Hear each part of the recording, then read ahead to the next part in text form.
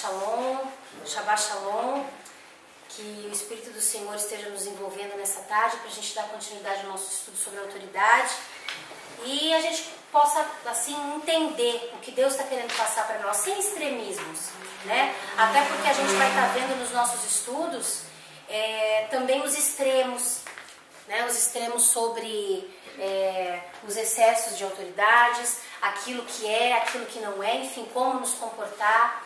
Então é importante a gente estar compreendendo o que Deus vai falar pra gente, ok? Nessa aula de hoje, a gente vai entrar falando especificamente sobre a cobertura que é designada por Deus. Diretamente, o que é uma cobertura designada por Deus, certo? Então, olha só, Deus sabe quem que está no controle. Existe uma autoridade, página 39. Existe uma autoridade, existe alguém que Deus colocou, né? Mas assim, poxa, não está do jeito que eu achava que devia estar. Então, será que Deus sabe quem está no controle? Quem que está? Muitas vezes a gente se pergunta, mas uma coisa é certa, Deus realmente está no controle. Nada foge ao controle de Deus. Então, se nós aprendermos a obedecer a Deus, não teremos problemas em reconhecer a autoridade de Deus em outras pessoas, ok? Nós temos estabelecido a importância da submissão à autoridade direta de Deus, certo? A gente viu quando Deus diz o que é obedecer, o que é desobedecer. Vamos agora discutir a importância da submissão à sua autoridade delegada.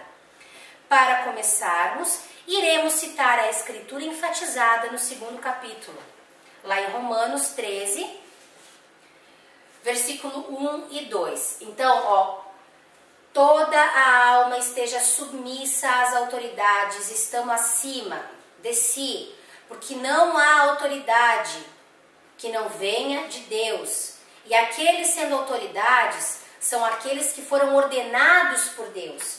Portanto, todo aquele que está resistindo à autoridade tem resistido à ordenança de Deus. E aqueles que têm resistido trarão condenação sobre si mesmos. Então a gente vê o que? Autoridades que foram designadas por Deus, certo? Deus está querendo nos ensinar isso, o que é, como reconhecer, como se comportar. Então olha só, fiz um estudo mais minucioso acerca do significado de algumas palavras essenciais nestes versículos. No versículo 1, quais foram as palavras? Autoridade, esteja submissa ou sujeita, estando acima de si ou autoridades superiores, e instituído ou ordenado. Certo? Então foram essas palavras que eu peguei para a gente estar compreendendo. Então olha só, quadro 1, autoridade. A palavra no grego é exousia, certo? No sentido de habilidade. Então, poder de escolher, liberdade de fazer como se quer, licença, permissão, poder físico, mental. E mais uma porção de outras palavras que associam isso, que falam o que é exousia, o que é autoridade. Esteja submissa ou esteja sujeita, a palavra é upotasso, certo? Que é organizar, subordinar-se, sujeitar, colocar em sujeição, sujeitar-se, obedecer, submeter-se ao controle de alguém, render-se à admoestação ou conselho de alguém, obedecer, estar sujeito. E também um termo militar grego que significa organizar divisões de tropa numa forma militar sob o comando de um líder. Em uso não militar, era uma atividade voluntária de ceder, cooperar, assumir responsabilidades e levar uma carga. Então é importante só entender o seguinte aqui. Então, exousia é o que? Autoridade. Exercer o que? Um poder físico, um poder mental, ter uma licença. Exatamente, estar à frente, ok? Só que o potássio, que é sujeito, nos mostra aqui, na ordem militar, uma organização onde alguém é um líder e os outros ouvem e obedecem. Mas eu achei muito interessante porque nós somos soldados de Cristo, certo? Então tem que haver uma organização. mas eu achei interessante isso aqui. No uso não militar, era uma atitude voluntária de ceder, de cooperar, assumir uma responsabilidade e levar uma carga, por vontade própria. Porque entende a causa, entende o todo. E eu creio que isso Deus quer que nós compreendamos, né? A outra palavra, estando acima de si, superiores. O peretio, no grego, que significa manter-se sobre, sobressair, elevar-se, destacar-se, estar acima, ser superior em posição, uma autoridade, um poder, homens proeminentes, governadores, certo? Então, o peretio, que é estando acima de si ou autoridades superiores, quer dizer isso. A palavra instituído ou ordenado é a palavra do grego tasso, forma prolongada de um verbo primário, que mais tarde aparece apenas em determinados tempos. Então é alguém que colocar em ordem, situar, colocar em uma determinada ordem, organizar, designar um lugar, apontar. Então, o instituído é colocado para exercer uma tarefa, certo? Olha só, e no versículo 2 tem 3 palavras, que é o resistindo ou se opor, ordenança e condenação.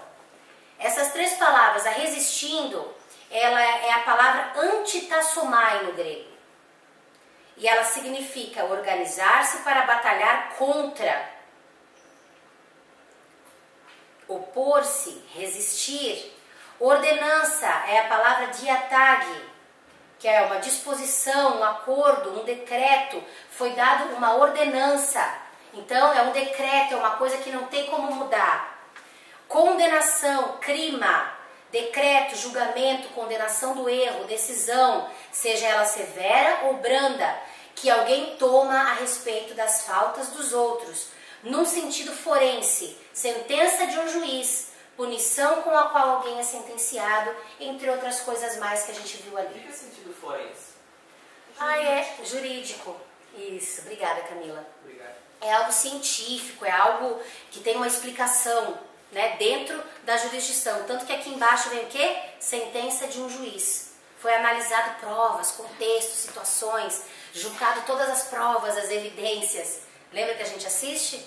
Né? Então a ciência forense, né? O que ela faz? Ela junta todas as provas para que possa haver o quê? Um julgamento, né? Então olha só. Agora, o que são as autoridades superiores? Eu fiz uma questão de trazer palavras específicas importantes para nós, para a gente ver a raiz delas, né? A gente viu a raiz no grego, certo? Nós poderíamos entrar na raiz do hebraico. Eu fui pesquisar algumas coisas e uma coisa que me deixou muito assim, que já foi o suficiente, é o seguinte: estar sujeito a autoridades que vieram de Deus, ok? Então, vamos lá. Nós temos o presidente, o nosso presidente veio, Deus instituiu ele?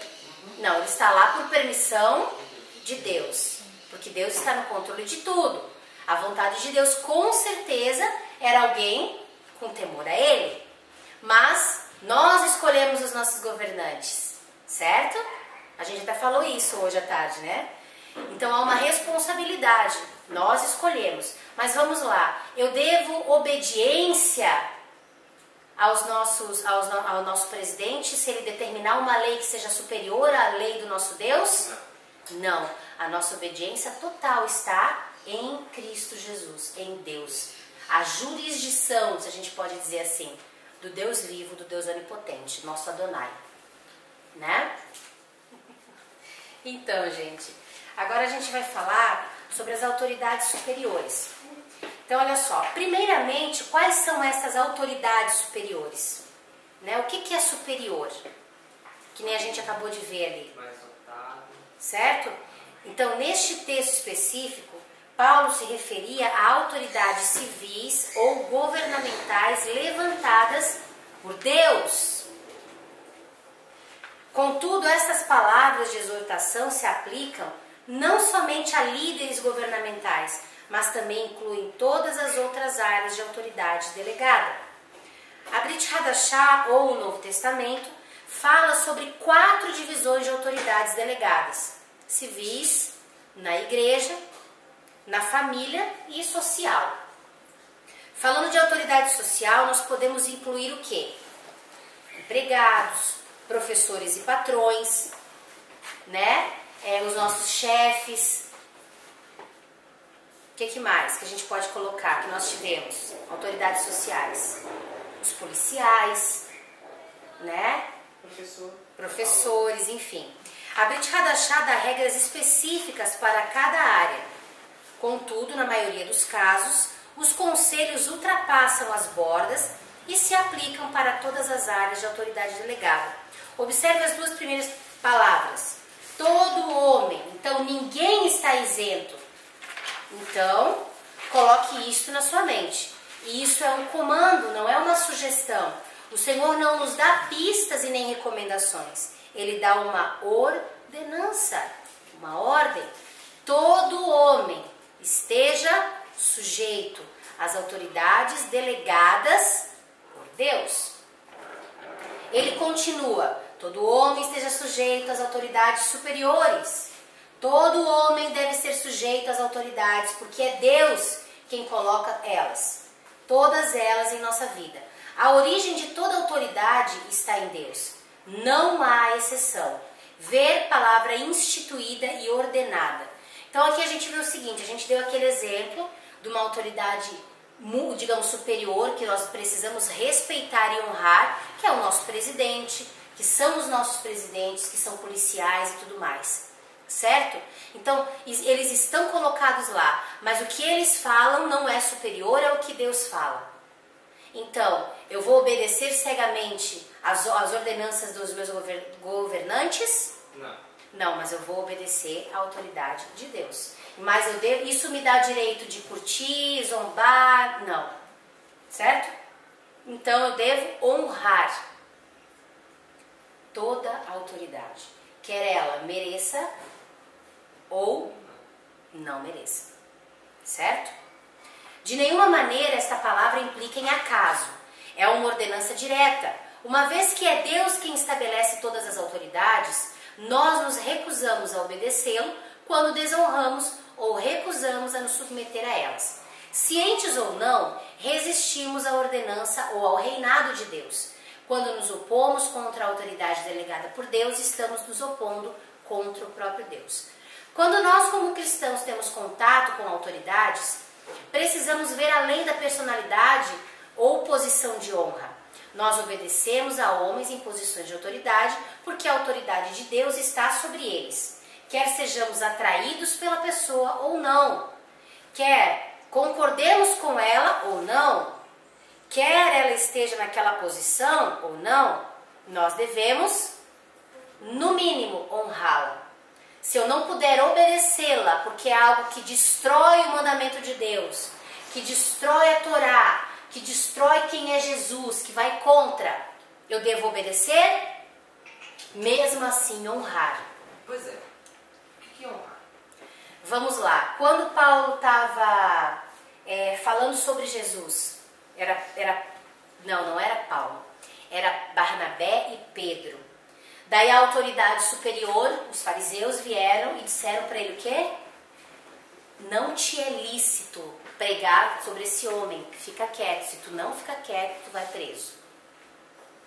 Daí ele se virou muito respeitosamente e disse: mas eu não posso ir contra a ordenança de Deus. Os senhores me perdoem, assim, né? Mas eu prefiro obedecer a Deus do que... O que aconteceu? Cadeia aí, ó. Saíram da cadeia, ó. Pode sair. Se vocês forem para lá de novo, vocês vão para o mesmo lugar, pregando a mesma palavra. Então, o que afrontou eles foi a palavra da verdade. Não eles. Eles foram respeitosos o tempo todo. Paulo nunca faltou com respeito com ninguém. Jesus nunca faltou com respeito com Herodes. Com quem? Na época lá, o Pôncio Pilatos. né? Com César. Não, ele nunca faltou com respeito. Mas ele honrou o quê? A Deus. Ele obedeceu a Deus, mas ele não desonrou a ninguém. Ele não foi um Che Guevara que as pessoas às vezes pintam, né? Que ele foi um revolucionário e que... Não, ele foi um revolucionário, sim. Mas ele usou o quê? Os fundamentos e a verdade de Deus. Nunca desrespeitou nenhuma autoridade. Certo? Então, tá entendendo que a honra... Eu não preciso, quando eu vou falar com alguém, eu me encontrei numa circunstância onde eu estava falando com uma autoridade que foi delegada por Deus, creio eu, né? E eu precisei, eu falei assim umas coisas meio duras, assim, meio fortes. E na hora eu parei, assim, respirei fundo e eu pensei, meu Deus do céu, Senhor, agora é tu, né? Porque como que vai ser para cuidar daquilo que você vai falar, da maneira como você vai falar? E daí eu peguei e eu falei, gente, nós pregamos caráter. Eu preciso viver caráter. Adianta pegar um monte de gente, botar, encher, fazer um seminário com um monte de gente e você desce da plataforma, o seu caráter ficou lá em cima, junto com a tua palavra. Porque aquilo não faz parte de ti. Então nós precisamos viver aquilo que nós estamos ensinando os nossos jovens, aquelas pessoas que estão trabalhando com a gente. Entendeu? Ter um caráter reto. Certo? Então assim, em alguma coisa vos tenho defraudado, nem dizer a palavra. Daí eu perguntei, em alguma coisa as minhas palavras têm sido diferentes daquilo que eu falei há alguns meses atrás? Eu alterei alguma coisa, eu acrescentei para benefício meu, ou eu tirei para ser beneficiada com alguma coisa? Perguntei para a pessoa. Porque a pessoa que ouviu, ela disse, não, é exatamente a mesma coisa que você me disse. Eu disse, então essa sou eu. Só que eu não faltei com respeito, mas eu chamei ele de quê? De mau caráter. Nas entrelinhas foi o que eu fiz. Eu disse que a pessoa não tinha caráter, não foi? Não, querido, não é uma questão de complicar, é uma questão de saber agir em Deus. Na nossa natureza, nós vamos bater de frente, a gente vai acabar ofendendo. Vai chegar é o que eu sempre falo pra Graça, não é o que você fala, é o que a pessoa vai entender. Às vezes você fala 3 palavras, não me fez, mas você fala uma, pá, você vai ver o que velho, normal pra mim, mas o dia que ele entendeu aquela palavra. Então ó, o que eu falei? Gente, adianta falar um monte de coisa e aí o caráter ficar lá em cima. Aí ele não entendeu. Eu estou honrando a autoridade dele, querido. Eu estou chamando a atenção de algo que tem que mudar para benefício da pessoa. Sem xingar, sem usar palavra torpe, sem agredir. Sem usar a palavra para bater nele. Exatamente, porque eu não posso bater. Quem tem que fazer isso é o Espírito de Deus e ele. É reconhecer a autoridade da pessoa. É respeitar. Sim. Exatamente, reconhecer a autoridade e mostrar respeito a essa autoridade. Você tem respeito a ele. Então assim, que nem eu falei, eu reconheço, mas não é assim. É que nem eu. Se em alguma coisa, daí eu me coloquei. Se vocês têm alguma coisa para falar, eis-me aqui, agora é a hora. Deixa Deus usar vocês. Eu preciso ser transformada. Todo mundo ficou parado olhando para mim e ninguém disse nada. Ou porque não teve coragem. Mas eu abri meu coração para receber. Né? De repente tem coisas que eles querem me dizer. Não tiveram coragem. Só que eu prefiro, a gente estava tendo uma conversa de adultos. Eu creio dessa maneira. Nós devemos ser o quê? Maduros para ter conversas de adultos e conversas maduras. E foi o que eu falei, gente, a gente não é criança, nós somos adultos, maduros. A gente tem que saber sentar, conversar, ouvir das nossas falhas, ouvir dos nossos acertos e se acertar. De repente vai ter uma hora que, ai meu Deus, o que eu fiz? Vai ter que reconhecer e consertar. Ai que vergonha. Melhor passar vergonha ali do que depois passar vergonha dobrada e ainda não ser salvo. Porque caiu no engano e no final está tão enganado que não entende mais nada. Né? Então, honra é reconhecer a autoridade. Certo? Horas eu vou ter que obedecer, porque se aquilo não fere os princípios e fundamentos de Deus, obedeçamos. Agora, se ferir, honre, mas obedeça a Deus. Agora a maioria comete pecado, iniciando coisa absurda, poxa, eu tenho que confessar isso para os pastores, mas como é que eu vou contar isso? Que jeito eu vou contar? Como é que vai ficar minha vida? Como é que vai aquilo outro? Não. Aí você falou, ou quebra um pouco e vai, seja humilde, chega até a autoridades que Deus instituiu para ter um conserto e ter essa palavra agora, chegar até as autoridades para, né, humildade, né, reconhecer, né? Isso, para reconhecer. Ou senão não vai mudar, vai ter um pecado encoberto e vai levar a engano, aos véus, que a gente já viu, né? Então, olha só, onde é que a gente parou ali? Quando nós, como cristãos, né? Frequentemente, cristãos professam. Aonde que está isso? Primeira, segunda, terceira, quarta linha do segundo parágrafo. Lá, quando nós, aí na quarta linha. Tá, já vai, eu vou achar aqui. Quadro 1, né? Isso. Segundo parágrafo, quando nós. Aí lá na quarta Quando nós, como cristãos, temos linha. contato com a autoridade, precisamos ver além da personalidade, da posição ou da honra. Nós obedecemos a homens em posições de autoridade porque a autoridade de Deus está sobre eles. Quer sejamos atraídos pela pessoa ou não, como a gente falou agora há pouco. Então, frequentemente cristãos professam submissão a Deus, mas negligenciam a submissão à sua autoridade delegada. Eles estão completamente enganados. São aquelas pessoas que dizem assim: não, a minha cobertura é Deus, né? Sou eu e Deus. Não, eu até entendo, eu também tenho a minha cobertura que é o Senhor e tenho a minha intimidade com o Senhor, mas eu preciso caminhar em autoridade humana. Nós somos um corpo, onde Jesus é o cabeça maior de todos, né? Nós, autoridades, não podemos tomar o lugar do Senhor. Muitos têm feito isso, mas nós não podemos, certo? Mas as autoridades que ele deixou instituídas para auxílio, como Moisés, como Josué, como tantos outros profetas, apóstolos, discípulos, enfim, né? O que a gente tem que fazer? São pessoas instituídas por ele, então nós devemos obedecê-los e honrá-los, ok? Então as pessoas que dizem, não, eu e Deus, a gente é a maioria, não é uma verdade. É uma verdade se você andar debaixo de alguma autoridade terrena também. Daí você está certo no que você fala. Mas se você andar sozinho e você diz, eu e Deus, tem alguma coisa errada. É um espírito de engano. Se aprendermos como obedecer a Deus, não teremos problemas em reconhecer a autoridade de Deus em outra pessoa. A pessoa diz o quê? Que é ela e Deus. Mas quando Deus começa a determinar coisas e falar como proceder, nem a Deus a pessoa ouve. Certo? Nem a Deus. Glória a Jesus. Oh, glória a Deus. Chuvinha de Jesus.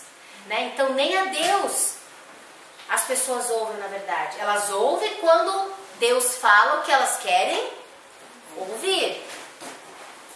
Existem ocasiões em que precisamos escolher entre a autoridade de Deus e a autoridade que Ele delegou? Lembra que a gente acabou de falar?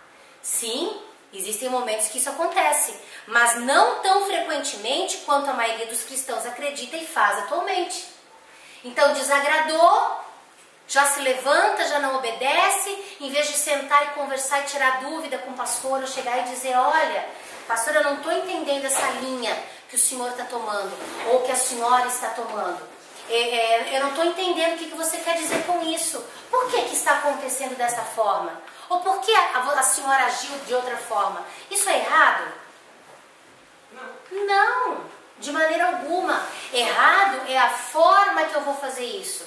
Se eu for querer chegar, que nem eu ouvi várias pessoas já fazendo, né, porque não sei o que, tirando satisfação e tal. Entendeu? Falando desrespeitosamente com o pastor. Daí é errado. Mas querer entender não é errado. Oh, imagina, gente, nós somos pessoas inteligentes. Uai, senão Deus não tinha feito a gente com raciocínio? Então não é errado. Errado às vezes é a maneira como chegamos e como nos comportamos. Se não conversar, não chega a um entendimento. Vão ter conversas que a gente vai ter, de repente, que eu vou ter com vocês, ou que vocês vão ter comigo, que na hora vocês não vão entender. E eu, de repente, vou explicar 10 vezes. E as 10 vezes, vocês não vão entender. E aí? Daí nós vamos fazer o seguinte. Gente, vamos orar.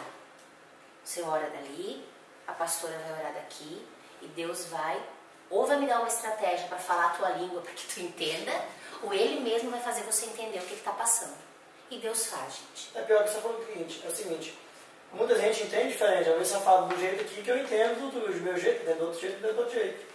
Agora, assim, se eu pegar do meu, tipo assim, se eu falar uma coisa, por exemplo, simples, e eu for com as pessoas assim, complicadas, assim, no entendimento, tem pessoas que falam, por exemplo, pô, gente, temos que melhorar. Poxa, tô falando que não melhora, tá falando... Pega a dor da pessoa, tem gente que entende uma coisa e não tem nada a ver. Distorce Isso. o que a gente fala. Então, tipo assim, em vez de você parar, segurar algo que você não entendeu, não leva para casa.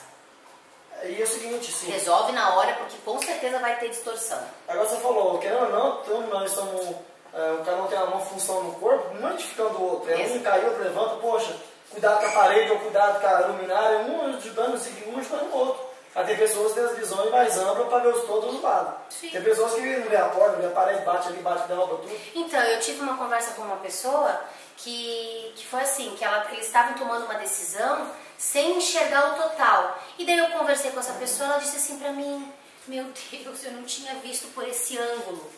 Obrigada. Eu não tinha enxergado por esse ângulo. Daí ela parou e disse, meu Deus, eu tinha que ter olhado para isso. Ela não viu o ângulo de Deus na decisão da situação. Ela olhou só o natural e a vida pessoal. Daí quando ela viu o propósito de Deus, ela disse, gente, tão claro, como que eu não vi isso? Por quê? Porque a gente tem que estar um caminhando com o outro. Essa que é a grande verdade. Então vamos lá. Então não tão frequentemente como a maioria dos cristãos acredita e faz atualmente. De achar então que, vamos lá, são 100% do tempo. Daí o que os cristãos têm feito hoje é se levantado contra as autoridades em 90%. E só 10% eles aceitam. Não, tem que ser o contrário. Tá entendendo? Não que não vai chegar e se levantar, ó pastor, pastora, tal. É aquilo que a gente estava conversando agora. Mas as coisas estão invertidas. Né? Então, olha só, existe somente uma exceção que discutiremos melhor em outro capítulo. Contudo, o problema aqui é que a maioria dos cristãos pensa que obediência é a exceção e que a livre escolha da pessoa que é a regra. É o contrário. A nossa sociedade democrática nos ensina que a obediência é a exceção e que a escolha é a regra. E é o contrário. A regra é obedecer. Não entendeu? A escolha é exceção. Exatamente. A nossa sociedade democrática ensina que obedecer é exceção e escolher, a livre escolha é a regra. Mas em Deus, estou falando em Deus, a regra é a obediência e a escolha é a exceção. Então, numa situação que a gente está aqui de desentendimento ou de não chegou no consenso. Não chegamos num consenso. Não chegou. O pastor continua naquela posição. O que você vai fazer? Vamos orar. Vamos orar que Deus vai trazer o consenso. Daí aquele que fica quietinho a reunião toda, não fala nada.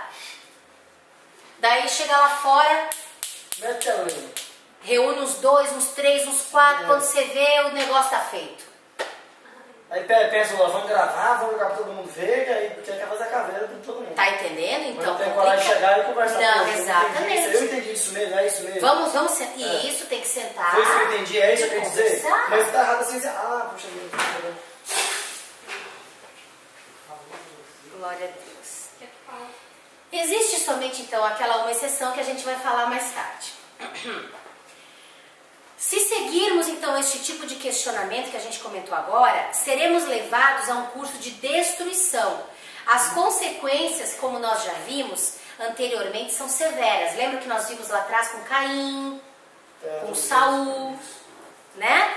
Não somente é colocado sobre nós o julgamento de Deus, mas também damos acesso legal a poderes demoníacos. Se quisermos permanecer obedientes a Deus e abençoados, nós temos somente uma escolha com relação à autoridade delegada: submissão e obediência. Então vamos lá. Autoridades ruins são estabelecidas por Deus?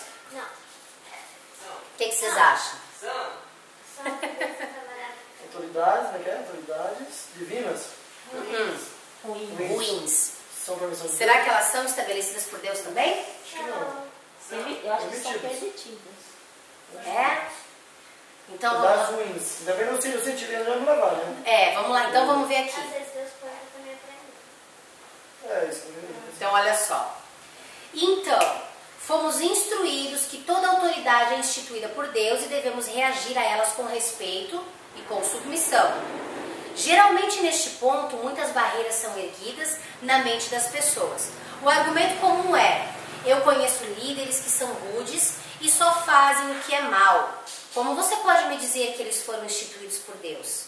Para responder isto, vamos destacar alguém na categoria de Hitler ou Stalin, um dos homens mais malignos do século passado. Todos nós concordamos que alguém dessa categoria é simplesmente o mais cruel e mais maligno que alguém pode ser, correto? Nós sabemos das atrocidades do socialismo e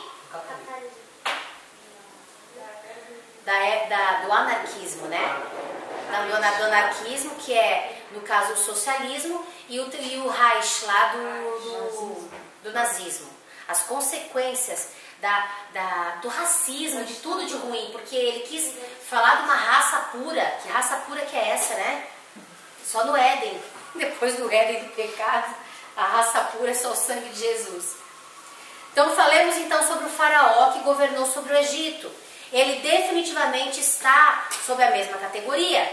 Sob a sua liderança, a nação de Israel foi totalmente tratada. Ele escravizou e empobreceu as pessoas, abusou mentalmente e fisicamente do povo. Como se isso não fosse suficiente, matou milhares deles a sangue frio. Ele foi rebelde e arrogante, sem nenhum respeito pela vida humana ou pelo Senhor, não foi? De onde sua autoridade veio? Como que o povo de Deus foi para debaixo da autoridade dele? Foi só uma coincidência? De acordo com as escrituras, Deus disse a Faraó através de Moisés. Êxodo 9:16. Alguém pode ler? Mas deveras para isso te levantei, para mostrar meu poder em ti, e para que o meu nome seja anunciado em toda a terra. Então, olha só. Mas deveras para isto te levantei, para mostrar o meu poder em ti, e para que o meu nome seja anunciado em toda a terra. Então, tinha um propósito. Paulo confirmou isso na sua epístola aos Romanos, lá em Romanos 9:17. De ambas referências sabemos que isso é verdade, e não pura interpretação. Um ponto é estabelecido pelo dizer de duas testemunhas em João 8:17. Mas em Romanos 9:17 diz, só leiam alto, gente, não dá para ler baixinho. Tem que falar um pouquinho mais alto para a câmera captar, tá? Então, Romanos 9:17. Porque diz a Escritura a Faraó: para isso mesmo te levantei, para te mostrar o meu poder e para que o meu nome seja anunciado em toda a terra.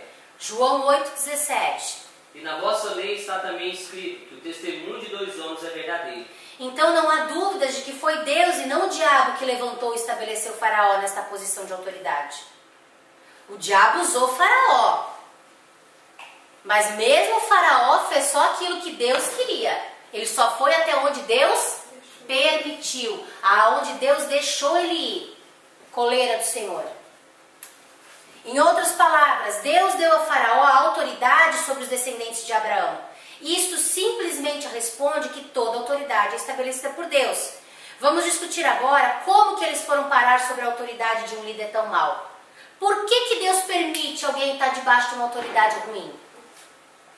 Deus apareceu a Abraão quando ele tinha 75 anos e lhe disse que faria dele uma grande nação se ele fosse o quê? Abraão foi. E sua obediência agradou tanto a Deus que ele foi chamado de pai na fé, lá em Romanos 4, 11 e 12. Em troca da obediência de Abraão, Deus fez uma aliança com ele. Com isso, o Senhor disse, Gênesis 15, 13. Então disse a Abraão, sabe de certo que peregrina será a tua semente em terra alheia, e será reduzida à escravidão, e será afligida por 400 anos. Que coisa difícil de engolir. Como mãe de 2 filhas, eu não ficaria feliz em ouvir este tipo de herança para as minhas filhas, netos e bisnetos. Vocês gostariam? Deus vai lá e fala para vocês, olha, teus filhos, netos e bisnetos vão ficar sendo peregrinos em terra alheia e vão ser escravos, tá? Pense então sobre isso. Eu não chamaria isso então de profecia, de edificação ou de conforto. Nós vivemos no primeiro século de um novo milênio. Isso afetaria as minhas gerações até o ano de 2400. Pouquinho, né? Deus falar isso pra gente? Então eu poderia facilmente me perguntar, esta é a promessa de bênçãos por ter obedecido a Deus? O pior é que isso foi dito antes mesmo que Isaac nascesse. Então o que aconteceu? Foi por causa do mau comportamento deles que eles foram parar debaixo dessa autoridade? A gente vai descobrir o que aconteceu. Página 43. Alguns podem argumentar, o Senhor disse isso a Abraão porque os seus descendentes seriam desobedientes. Por causa disso, seriam colocados sob a punição de Faraó. Por causa do mau comportamento deles. Embora este não fosse o plano que Deus tivesse para eles inicialmente. Então vamos explorar e descobrir se este questionamento é correto. Para responder, precisamos primeiramente saber como que eles vieram parar sob a liderança de Faraó. O filho de Abraão, Isaac, era um homem que temia a Deus e que viveu uma vida de santidade e de obediência, correto? Nós conhecemos a história de Isaac e sabemos que a vida de Isaac foi uma vida exemplar. Tá? Ele e sua esposa Rebeca tiveram 2 filhos, Esaú, o mais velho, e Jacó, o mais novo. Eles eram homens muito diferentes em vários aspectos. Deus me revelou seus pensamentos antes do nascimento deles, dizendo: amei Jacó, porém me aborreci de Esaú. Romanos 9, 13. O que aconteceu aqui? O Deus deu uma revelação para estes homens. Deus amou a Jacó e aborreceu Esaú. Por causa de quem? Dos comportamentos de cada um. Mas só que Deus já sabe tudo. Nós não vemos, né? Apesar de Jacó ter começado afastado de Deus, ele acabou tendo um encontro radical com Deus em Peniel, lá em Gênesis 32. O encontro estabeleceu a aliança da bênção de Deus em sua vida, e seu nome foi mudado de Jacó para Israel. Depois disso, vemos uma mudança intensa no seu estilo de vida. Ele ensinou seus filhos a se desviarem da idolatria e permanecerem puros perante Deus. Como resultado, o temor de Deus estava sobre os incrédulos à medida que a sua família viajava. Isso está lá em Gênesis 35. Israel foi pai de 12 filhos. O 11º filho, José, era desprezado por seus irmãos mais velhos porque o seu pai o favorecia. Olha só, o pai favorecia o filho. A gente vê isso como algo bom? O pai favoreceu um filho e os outros não? Lembra? Eu estava conversando outro dia. É claro que o pai ou a mãe podem ter uma afinidade. A porta vai bater. Podem ter uma afinidade. Ah, tá. Uma afinidade maior com um filho do que com outro. Mas favorecer já não é correto. Eu não tenho uma afinidade maior com a minha filha mais velha ou a minha filha mais nova. Eu sinto que eu consigo me comunicar com as duas. Entendeu? Agora, digamos que eu vá ter uma afinidade de conversa. Isso não pode gerar favorecimento. Então aí a gente já vê algo que não foi legal. Que já começou a fazer o quê? Gerou o quê nos outros filhos? Ciúme, inveja, né? Então vamos lá. Deus deu a José 2 sonhos separados que profeticamente o mostravam que ele seria um grande líder e que seus irmãos o serviriam. Os sonhos irritaram tanto seus irmãos que eles tramaram um plano para se livrarem dele e assim o fizeram ao vendê-lo para ser escravo do Egito. O que levou José a abrir a boca dele e falar dos sonhos dele para os irmãos? Porque o pai já favorecia ele, então não tinha problema nenhum. Ele já chegou no favorecimento. Eu sou o cara, vocês vão ter que me servir. ele acreditava. Então, ali, toda aquela história na vida de José também foi tratamento de Deus na vida dele, no caráter dele. Ele foi pro Egito para ele poder aprender que... Não, mas até o pai dele não está aprendendo. Também. Olha só. Não, todo mundo aprendeu. Tudo tem um propósito em Deus. Depois de tanta provação, permanecendo fiel a Deus, ele foi usado por Deus para interpretar os sonhos de 2 servos de Faraó e em seguida um sonho do próprio Faraó. Isso colocou em uma posição de autoridade no Egito, ficando somente abaixo de Faraó. Sabemos que mais tarde seu pai e irmãos acabaram buscando ajuda no Egito por conta da fome que assolava Israel.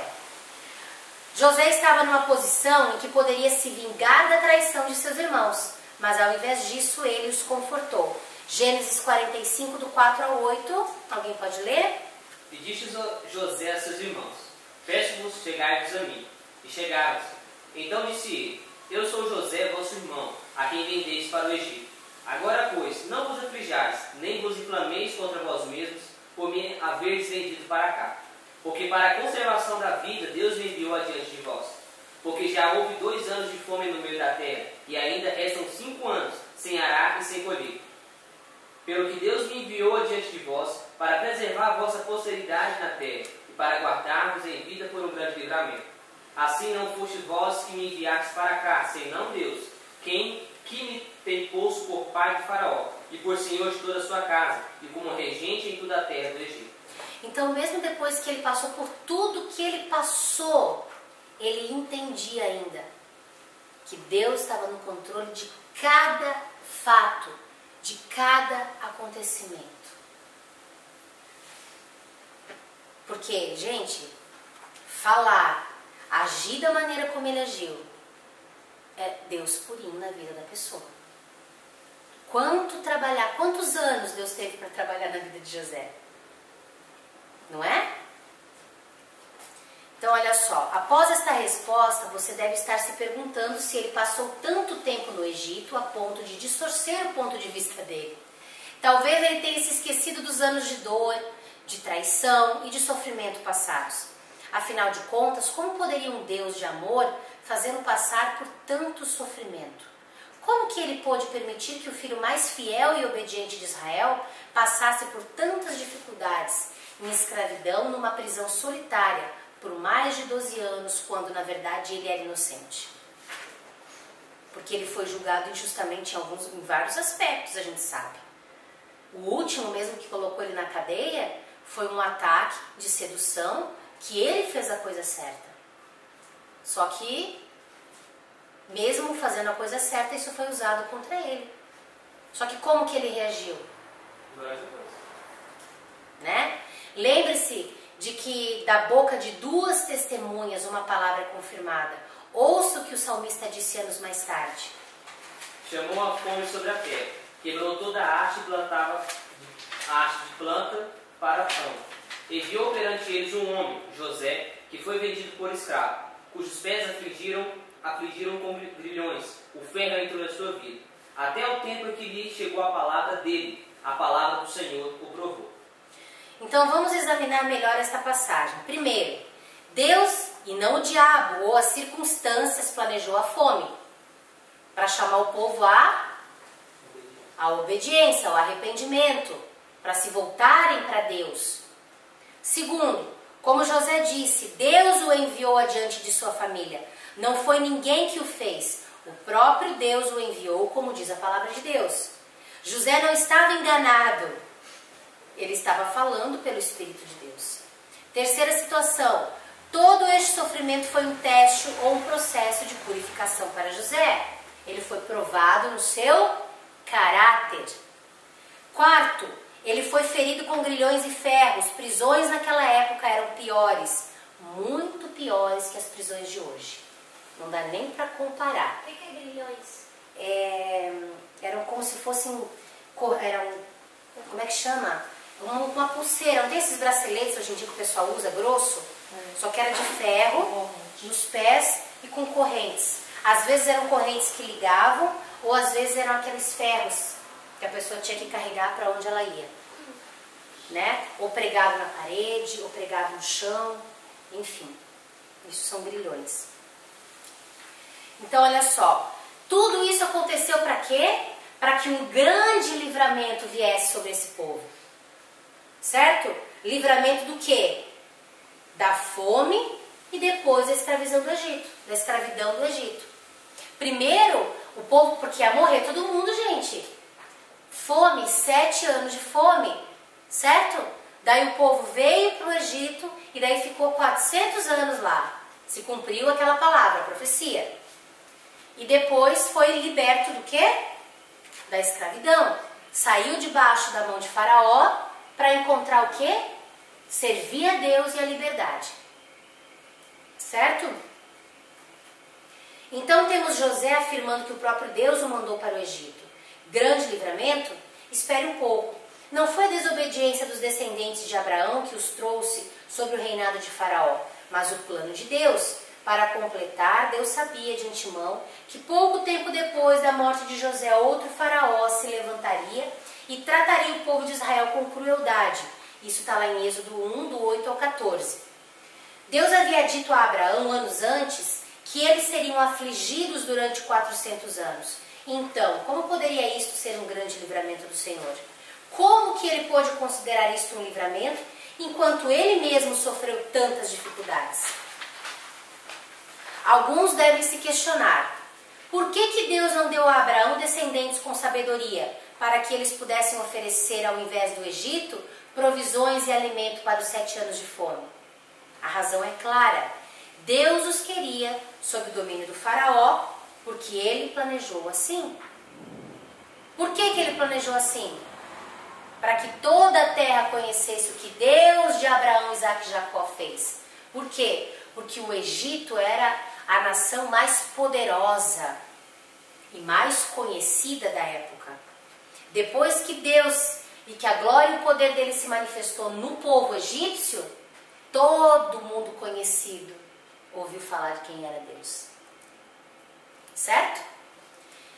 Então olha só, Êxodo 9,16. Mas de veras para isto te levantei, para mostrar o meu poder em ti, e para que o meu nome seja anunciado em toda a terra.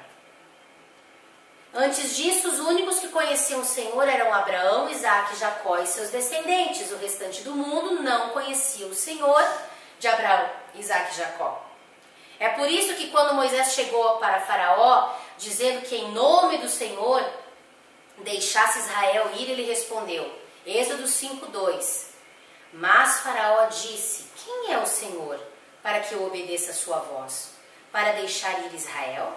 Não conheço o Senhor e nem tampouco deixarei ir Israel.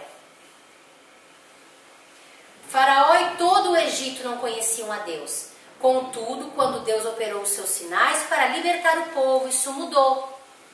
Vejamos algumas passagens onde os egípcios reconheceram o Senhor. Êxodo 9:20, Êxodo 10:7, Êxodo 8:19, 11:3, Êxodo 12, versículo 35 e 36 e Êxodo 9:27. Então, finalmente, todo o Egito sabia quem que era o Deus vivo. Por que muitas vezes alguns de nós têm que vir do Egito ou ir para o Egito? Para que a glória de Deus seja manifesta. Por que eu tive que passar tudo que eu passei? Para que a glória de Deus fosse manifesta. Se eu fosse mais humilde, talvez, em alguns aspectos, não precisava ter passado tantas coisas. Se eu tivesse reconhecido a Deus antes, né? Mas a realidade é que às vezes nós precisamos ser realmente quebrados mesmo, amassados, passar por situações para reconhecermos de que necessitamos de Deus.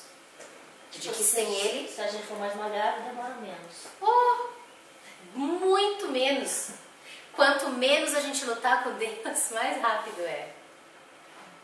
Quanto mais você lutar, mais você vai sofrer, mais tempo vai demorar. Né? Essa que é a grande realidade. Então, olha só. Toda a terra, então, veio saber o quê? Do grande Deus. Olha lá. Josué 2, versículo 9 ao 11. Quem lê para nós?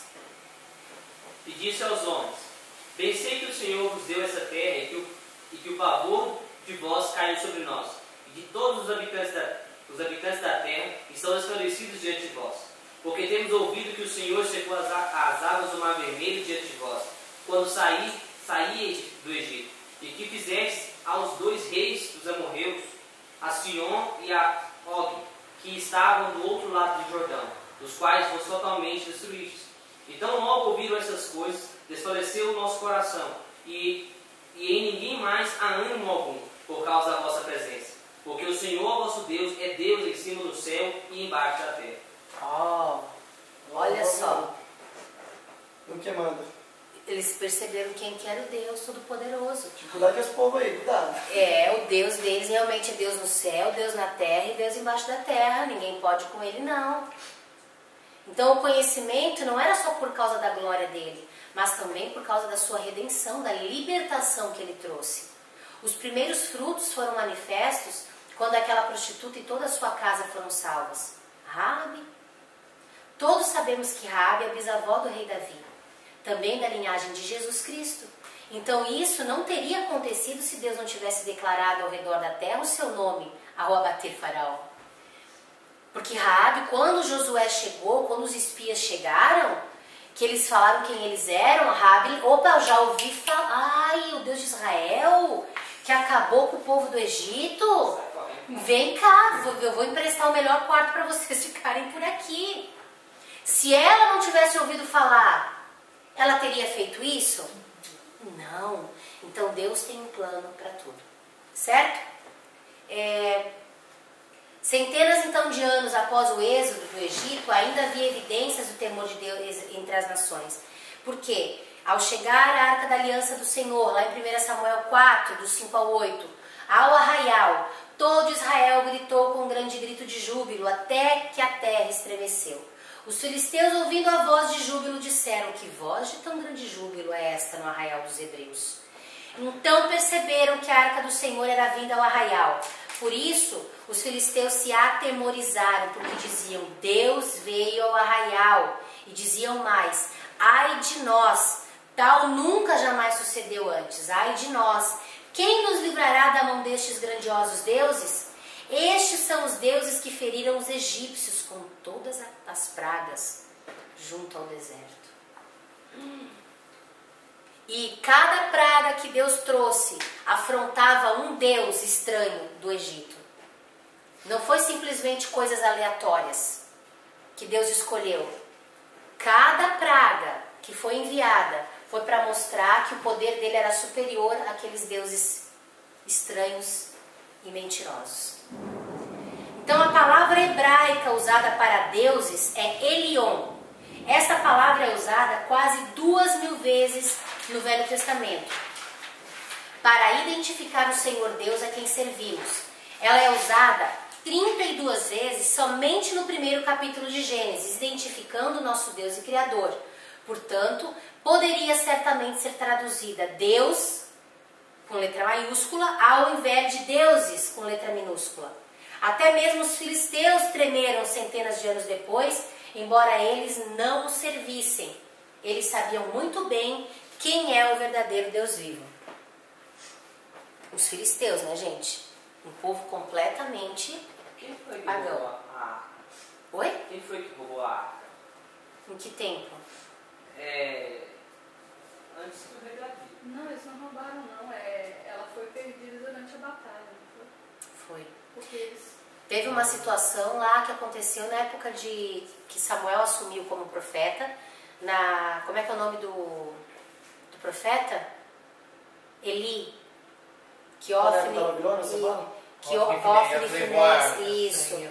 Exato. E daí o que aconteceu? Durante a guerra, eles acabaram morrendo, perderam e a arca foi levada. Né? Pelos babilônios, não foi? Babilônia, depois buscaram. Depois foi buscar. Agora eu não recordo, a gente teria que ler a passagem certinho para saber que povo que foi esse. Acho que foi pelos filisteus mesmo, né? Que foi Eles levaram a arca, depois, no tempo de Davi, foi buscou. Depois a gente dá uma olhada então, para tentar descobrir certinho. Se vocês já quiserem ir procurando na Bíblia, Nossa, você não tem nem por onde começar. tá em 2 Samuel. Dá uma olhadinha ali só pra gente tirar essa dúvida, né? Não ficar essa dúvida no ar. Lembra o Davi que fez o Davi falou que ele fazia uma casa final de 1 Samuel ou 2 Samuel no comecinho. É interessante que nessa passagem fala que Davi queria fazer uma casa, tipo assim, como para Deus, que era a arca. Sim. Aí deu da profecia dele que seu brigo não habitava em feito pão de momos e tal, que viria o nome dele, que era Jesus, logo depois que é glória. Exatamente. Sim, o pessoal viu que a arca representava algo poderoso, vamos pegar esse negócio também, vai funcionar. Mal sabiam eles, né? Então, as profundezas da sabedoria de Deus. Então, Deus não foi pego de surpresa quando o líder faraó reinou. Lá em Romanos 13:1 diz: toda alma esteja sujeita às autoridades superiores, porque não há autoridade que não venha de Deus, e as autoridades que há foram ordenadas por Deus. Todo líder durante todos os anos que tem tido, olha só, todo líder durante todos os anos que tem tido autoridades legítimas, quer ele seja bom ou ruim, foi designado por Deus. Ele foi ordenado por uma razão específica, nunca por coincidência. Agora você deve se perguntar, o que de bom pode ter vindo de líderes como Stalin ou Hitler? Para responder, deixe-me citar o que nos diz o Paulo, o apóstolo. Romanos 9:18. Logo, pois, compadece de quem quer e endurece a quem quer. Romanos 11:33, 34. Ó profundidade das riquezas, tanto da sabedoria como da ciência de Deus, ou do conhecimento de Deus. Quão insondáveis são os seus juízos e quão inescrutáveis os seus caminhos. Porque quem compreendeu o intento do Senhor, ou quem foi o seu conselheiro, ele pode fazer coisas além da nossa compreensão. Precisamos aceitar o que ele julga ser inapropriado para nos revelar presentemente, ou no momento das nossas vidas. Tem coisas que a gente só vai entender na glória. Tem coisas que só daqui a 10 anos. Tem coisas que eu estou entendendo agora, de outras que eu fiquei sabendo há 10 anos atrás. Certo? Então, lá em Romanos 9:20 diz: mas ó homem, quem és tu que a Deus replicas? Porventura a coisa formada dirá o que a formou porque me fizestes assim? Deus nos mostrou sua razão por trás do levantamento de Faraó para nos dar um padrão e também um entendimento para que possamos confiar em sua sabedoria e bondade. Contudo, ele não nos mostra sempre com todo e qualquer líder. Ele quer que confiemos em sua sabedoria e bondade. Em sua sabedoria, ele nunca permite sofrimento sem um propósito. Ele pode sempre tornar o mesmo para o seu propósito de redenção, mesmo quando nós não somos capazes de ver estes propósitos no momento presente. Contudo, a eternidade os revelará, como a gente falou agora. Em sua bondade, ele nunca permitirá que dano algum nos sobrevenha fora do alcance da eternidade. Você pode questionar, mas foram causados muitos danos a pessoas que foram lideradas por pessoas corruptas, mentirosas, enganadoras, manipuladoras, assassinos. Isto é verdade, num sentido físico, mas Deus julga o espiritual acima do físico. A morte de Abel parece ter sido em vão, mas por isso seu sangue ainda fala. Poxa, a morte de Abel está lá, coitado.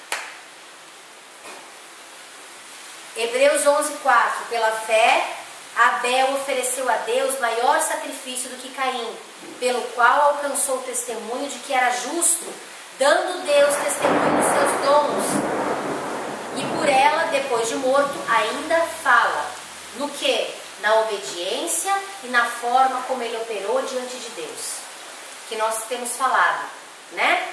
Para a gente terminar. Milhares de cristãos foram mortos por líderes corruptos durante o período da Inquisição e em perseguições que precederam e que se seguiram. Mas o sangue deles não foi derramado em vão. O sangue ainda fala. E nos mostra o quê? Transformação.